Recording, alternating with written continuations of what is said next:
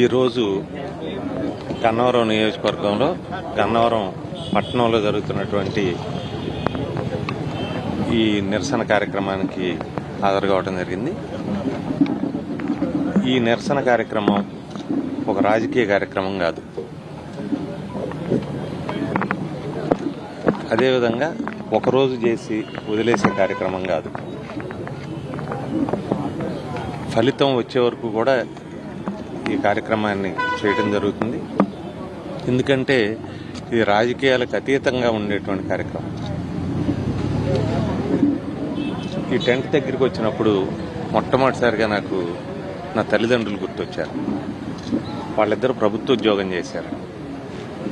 ఒక ప్రభుత్వ ఉద్యోగం రావటం అంటే దానికి చదువుకోవటం, తర్వాత పరీక్షలకు ప్రిపేర్ అవ్వటం, తర్వాత ఏ రాష్ట్ర ప్రభుత్వం ఉందో ఆ రాష్ట్ర ప్రభుత్వం పారదర్శకంగా పరీక్షలు నిర్వహించడం, వీళ్ళందరినీ సెలెక్ట్ చేయటం జరుగుతూ ఉంది.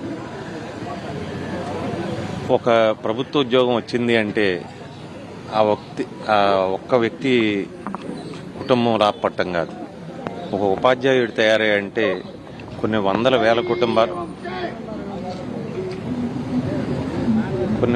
వేల కుటుంబాలు వాళ్ళని తీర్చిదిద్దేటువంటి బాధ్యత ఆ ఉపాధ్యాయుల మీద. అంత గొప్ప బాధ్యత ఉన్నటువంటి ఉపాధ్యాయులను తయారు చేయటం,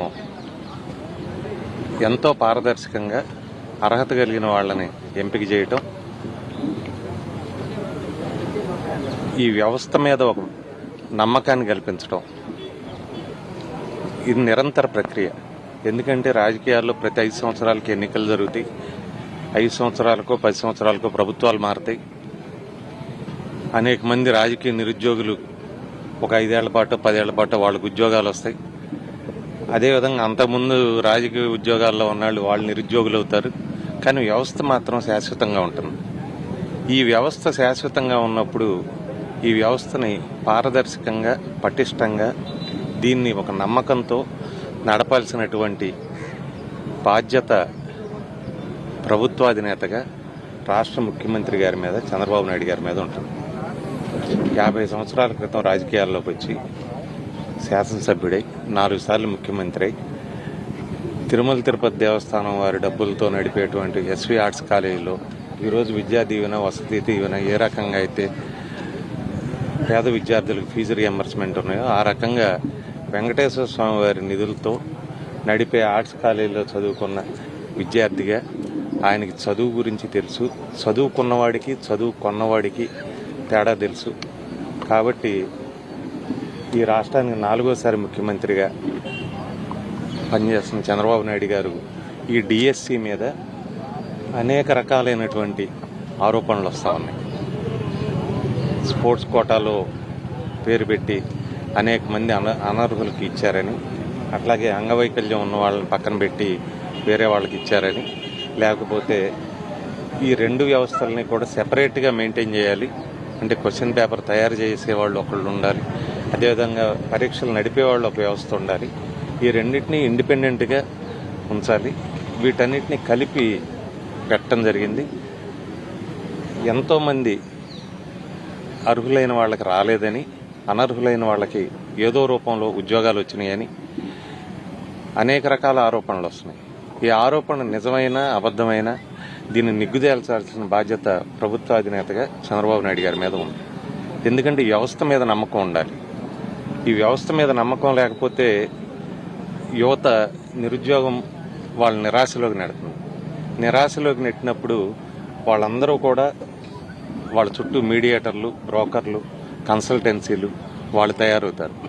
మీకు ఉద్యోగాలు ఇప్పిస్తాం, మీకు వీసాలు ఇప్పిస్తాం, మిమ్మల్ని అమెరికా పంపుతాం అని చెప్పి కన్సల్టెన్సీలు పెట్టి పేద విద్యార్థులు, ఎవరికో పుట్టిన పిల్లలు, వాళ్ళ తల్లిదండ్రులు ఎంతో కష్టంతో చదివించుకుంటే వాళ్ళ రెక్కల కష్టాన్ని దోచుకునే కన్సల్టెన్సీలు, మీడియేటర్లు, బ్రోకర్లు అపర కుబేర్లై ఈ వ్యవస్థను జలగల్లాగా పీడించు తింటా ఉన్నారు.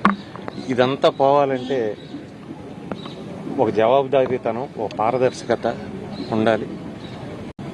ఈ పిల్లల భవిష్యత్తుకి భద్రత ఉండాలి. వాళ్ళకి ఆత్మగౌరవంతో వాళ్ళు కన్సల్టెన్సీల చుట్టూ, కార్యాలయాల చుట్టూ తిరిగేటువంటి పరిస్థితి లేకుండా అర్హత ఉండి చదువు ఉన్న పిల్లలందరూ కూడా వాళ్ళని ఉద్యోగం వెతుక్కుంటూ వచ్చేటువంటి వ్యవస్థ ఉండాలి. ఈరోజు ఏపీపీఎస్సీ నడుపుతూ ఉన్నారు, యూపీఎస్సీ నడుపుతూ ఉన్నారు, నీట్ ఎగ్జామ్స్, టెట్ ఎగ్జామ్స్, ఇట్లా అనేక రకాలైన ఎగ్జామ్స్ నడుస్తూ ఉన్నాయి. యూపీఎస్సీ ఉంది, బ్రహ్మాండంగా నడిపిస్తూ ఉన్నారు ఇన్ని సంవత్సరాల నుంచి కూడా. అదే రకంగా నడపండి. దీనికి అవసరమైతే ఒక మేధావులు ఎవరితో అయినా సలహాలు సూచనలు తీసుకోండి, మెజిస్టీరియల్ ఎంక్వైరీ వేయండి. మీది కరెక్ట్ అయితే మీ ప్రభుత్వానికి మంచి పేరు వస్తుంది. మీది కరెక్ట్ కాదనుకోండి, ఎవరు తప్పు చేశారో వాళ్ళని శిక్షించండి, ఇంకోసారి ఆ తప్పు జరగకుండా చూడండి. అంతేగాని టెంట్ల మీద దాడులు చేయటం, ప్రశ్నించే హక్కు మాది అని రాజకీయాల్లోకి వచ్చిన వాళ్ళు ప్రశ్నే లేదు అనుకుంటా పోయి ఇంట్లో పడుకోవటం ఇదంతా కరెక్ట్ కాదు. ఈ వ్యవస్థ పట్ల మనందరం జవాబుదారీతనంతో ఉండాలి. ఇప్పుడు ఈ టెంట్లో కూర్చున్న వాళ్ళందరూ ఎవరైనా డిఎస్సి రాశారా, లేకపోతే ఇంకొకటి రాశారా, మీరందరూ ఇంకోట అని అడుగుతారు.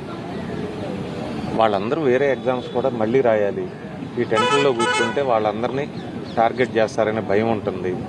కాబట్టి సాంఘికంగా అంటే సొసైటీ పరంగా సామాజిక బాధ్యత కింద తీసుకొని మేము ఈ నిరసన తెలియజేయటం, ఈ ప్రశ్నించడం జరుగుతూ ఉంది. దీని ముఖ్యమంత్రి గారు సమాధానం చెప్పాలి.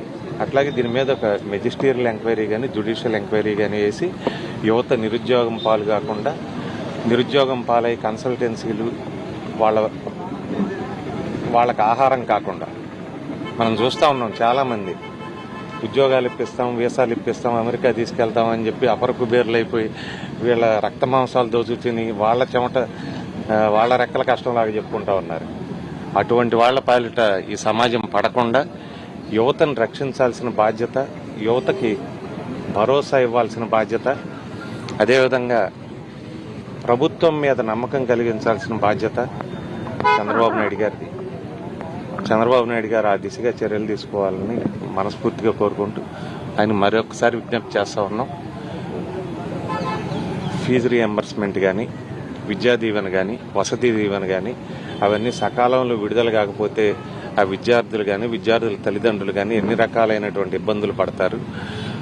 వాళ్ళకి హాల్ టికెట్లు రాక, పరీక్షలు రాయనివ్వక, లేకపోతే మార్కుల లిస్ట్ వచ్చినా కూడా ఇవ్వక, లేకపోతే వాళ్ళ జీవితంలో 5 ఏళ్ల విలువైన సమయం పోతే, ఒక రాజకీయ నాయకుడికి ఒక ఎన్నికలో ఓడిపోతే ఒక 5 ఏళ్లకి చాలా బాధపడిపోతారు.